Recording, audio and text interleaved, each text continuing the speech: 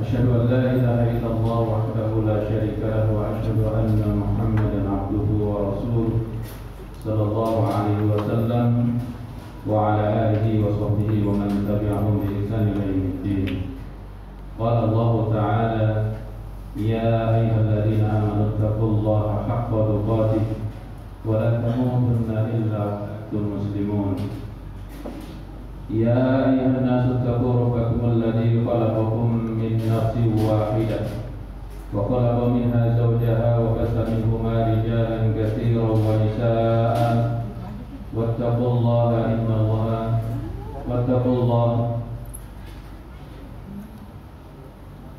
يا أيها الناس اتقوا ربكم الذي خلقكم من نفس واحدة وخلق منها زوجها وبث منهما رجالا كثيرا ونساء واتقوا الله الذي تساءلون به والأرحام إن الله كان عليكم رقيبا. يا أيها الذين آمنوا اتقوا الله وقولوا قولا سديدا يصلح لكم أعمالكم ويغفر لكم ذنوبكم ومن يطع الله ورسوله فقد فاز فوزا عظيما.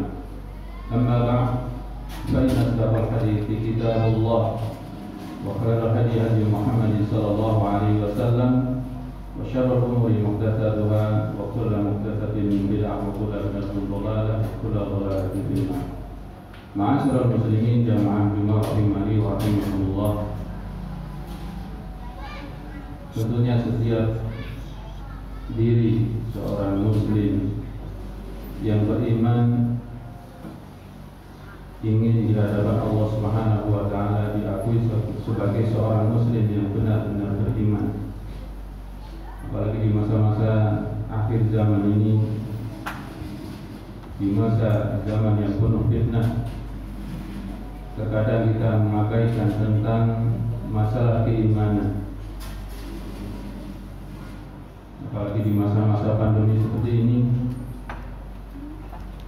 banyak di antara kaum muslimin secara lahiriah dia menjaga rasa aman dan juga menjaga imun tentang kesehatan, tapi melupakan iman. Ma'asyiral muslimin jamaah rahimani wa rahimakumullah. Apa ciri-ciri orang-orang yang beriman yang sesungguhnya? Allah berfirman dalam surah Al-Anfal, innamal mu'minuna alladzina idza dzukirallahu wajilat qulubuhum. Sesungguhnya orang-orang yang beriman itu apabila disebut nama Allah, disebut nama Allah, atas nama dan sifatnya dan kebesaran Allah Subhanahu wa taala, maka bergetar hatinya. Ini ciri pertama. Apakah dalam hati kita ketika nama-nama Allah disebut atau nama-nama atau asma Allah yang mulia, yang agung disebutkan, ada getaran dalam jiwa kita, dalam hati kita? Jika itu memang ada, berarti ada benih-benih keimanan yang baik. Namun apabila disebut nama-nama Allah, dan di sini banyak nama-nama Allah dan juga sifat-sifat Allah yang lainnya yang Allah sebutkan dalam Al-Quran, Ar-Rahman, Ar-Rahim, Allah Maha Penyayang, Pengasih, Penyayang, Pemurah, As-Sami, Maha Melihat, Al-Basir, As-Sami mendengar, Al-Basir melihat, dan sebagainya. Nama-nama Allah Subhanahu wa taala. Ketika kita dalam keadaan lalai, mungkin lemahnya iman, kita malas beribadah, ketika mendengar nama-nama Allah disebutkan, maka segera kita sadar, bergetar hati kita. Ketika kita sedang lemah, kurang semangat, kemudian kita ingat nama-nama Allah. Allah Maha Melihat, Allah Maha di situ getaran hati kita akan terpanggil dan bersegera memenuhi panggilan Allah Subhanahu wa Ta'ala. Jika mendengar suara azan dan sebut-sebut Allahu Akbar, maka tidak ada yang lain yang paling besar di dunia ini kecuali hanya panggilan Allah Subhanahu wa Ta'ala. Maka bersegera menuju panggilannya, yakni menunaikan sholat wajib berjamaah di masjid. Dimanapun kita berada, entah itu di rumah, di perjalanan, ketika nama-nama Allah disebut, ada getaran magnet dalam hati kita. Inilah ciri orang-orang yang beriman. Kemudian ciri yang berikutnya, wa idza tuliyat 'alaihim ayatuhu zadatuhum iman, yaitu apabila dibacakan ayat-ayat Al-Quran kepadanya, maka bertambahlah imannya. Semakin yakin terhadap Al-Quran, baik ketika kita membaca dengan sendiri maupun dibacakan oleh orang lain, semakin tambah iman kita. Dan inilah di antara salah satu tanda-tanda orang-orang yang benar-benar beriman. Disebut nama Allah bergetar, ada magnet. Dibacakan ayat-ayat Al-Quran, bertambah imannya. Bukan malah kita mengingkari ayat-ayat Allah, hanya mengambil ayat-ayat yang menguntungkan pribadi, seakan-akan yang larangan itu kita singkirkan dan sebagainya, hanya pilih. Tapi orang beriman, ayat-ayat Al-Quran dari surah Al-Fatihah hingga surah An-Nas adalah kalamullah, firman Allah Subhanahu wa Ta'ala. Ketika kita membacanya, kita mendapatkan pahala di sisi Allah Subhanahu wa Ta'ala. Nabi sallallahu alaihi wasallam bersabda, "Man qara'a harfan min kitabillah falahu bihi hasanah." Barang siapa yang membaca satu huruf dari Al-Quran, maka baginya satu kebaikan.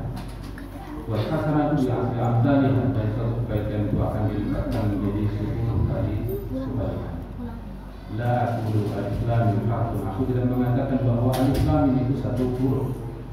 Walakin melainkan alifun harfun wa lamun harfun wa mimun harfun. Alif satu huruf, lam satu huruf, mim satu huruf. 3 huruf, 30 pahala. Itu hanya sekali kita membaca. Bayangkan kalau kita banyak membaca Al-Quran, misalkan surah Al-Fatihah, berapa ratus huruf di situ. Sekali membaca, setiap hurufnya kita dapatkan 10 kebaikan, 10 pahala. Kalau kita berkali-kali, meskipun hanya surah Al-Fatihah yang kita hafal, menemani kehidupan di waktu-waktu senggang kita, ketika duduk, berbaring, berjalan, dan juga aktivitas-aktivitas yang lainnya, maka di situ mengalir pahala. Maka orang-orang yang beriman senantiasa dekat dengan Al-Quran, sehingga imannya semakin bertambah. Kata Nabi sallallahu alaihi wasallam, "Khairukum man ta'allama al-Qur'ana wa 'allamahu." Sebaik-baik kalian adalah yang belajar Al-Quran dan yang mengajarkannya. Di sini ukuran kebaikan manusia adalah diukur sejauh mana dia berinteraksi dengan Al-Quran, entah itu pagi, siang maupun malam. Oleh sebab itu, marilah kita introspeksi diri, menghitung diri sejauh mana kita berinteraksi dengan Al-Quran. Apakah waktu-waktu senggang ini, waktu-waktu luang di masa pandemi terutama, kita habiskan hanya di depan televisi, di depan handphone, internet dan sebagainya. Sedangkan Al-Quran yang Allah obral pahalanya, kadang kita biarkan lebih besar. Al-Quran hanya tergeletak di lemari-lemari sebagai hiasan, tanpa dibaca, tanpa ditadaburi, sehingga mustahil imannya akan bertambah. Kalau kita mampu membaca, jika tidak mendengarkan, apabila dibacakan Al-Quran, baidul Al-Quran mustami'u lahu ansitu la'allakum turhamun. Apabila dibacakan Al-Quran, maka dengarkanlah dan perhatikan, la'allakum turhamun, supaya kalian mendapatkan rahmat Allah Subhanahu wa Ta'ala. Ketika kita sedang capek, lelah, kita seselkan murotal di rumah kita, dengarkan supaya rahmat Allah turun kepada diri kita, bertambah imannya. Jangan sampai malah waktu-waktu luang kita habiskan dengan bermain-main yang tidak ada gunanya, menonton televisi yang kurang berfaedah, apalagi mengikuti dunia perpolitikan, tidak akan habis. Dan Al-Quran adalah kalamullah. Al-Quran petunjuk dari Allah Subhanahu wa Ta'ala, dan dia tidak ada keraguan di dalamnya. Maka seorang muslim yang beriman seharusnya senantiasa kita berinteraksi dengan Al-Quran. Kita baca Al-Quran terjemahannya, tafsirnya, kemudian kita tadabburi, merenungkan kejadian-kejadian yang ada, kita hubungkan dengan ayat-ayat Allah, tentunya dengan bimbingan para ulama mengenai tafsir-tafsir dari Al-Quran. Kemudian kita introspeksi diri, apa yang sudah kita lakukan hari ini, apakah sesuai dengan Al-Quran atau tidak, atau justru jauh dari Al-Quran. Maka keberkahan tidak ada dalam diri kita maupun dalam keluarga kita. Rumah-rumah kita menjadi kosong, menjadi panas karena jauh dari Al-Quran. Kemudian ciri orang yang beriman dalam surah Al-Anfal ayat kedua dilanjutkan, wa ala rabbihim yatawakkalun, kepada Allah lah mereka berserah diri atau bertawakal. Kemudian di ayat yang berikutnya, alladzina yuqimuna shalah, yaitu orang-orang yang senantiasa mendirikan salat, melaksanakan salat.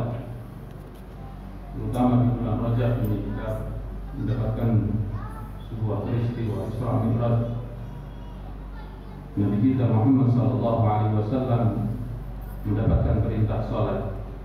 Maka kita introspeksi diri, perbaiki sholat kita, bagaimana tata cara sholat yang benar sesuai dengan apa yang disampaikan oleh Nabi kita Sallallahu Alaihi Wasallam. Nabi Sallallahu Alaihi Wasallam bersabda, "Shallu kama ra'aitumuni usalli." Sholatlah seperti apa yang engkau lihat aku sholat. Tentunya kita hari ini tidak bisa melihat kepada Nabi kita Muhammad Sallallahu Alaihi Wasallam secara langsung, namun melalui hadis-hadis yang sahih yang diwariskan oleh para ulama-ulama dari generasi para sahabat yang bertemu dengan Nabi, kemudian mereka membukukan hadis-hadis yang berbentuk saat ini adalah kitab-kitab. Maka kita gali kitab-kitab pewaris dari para ulama, bagaimana sifat sholat Nabi. Dan di antara kaum muslimin saat ini banyak masalah-masalah, namun terkadang ketika sholat pun juga asal-asalan, tidak khusyuk, terburu-buru, bahkan juga wudunya kadang-kadang kurang sesuai dengan apa yang dicontohkan oleh Nabi kita Muhammad SAW. Asal dia hanya mencuci kepala, mukanya, hanya tangannya, dan sebagainya masih kering dan sebagainya.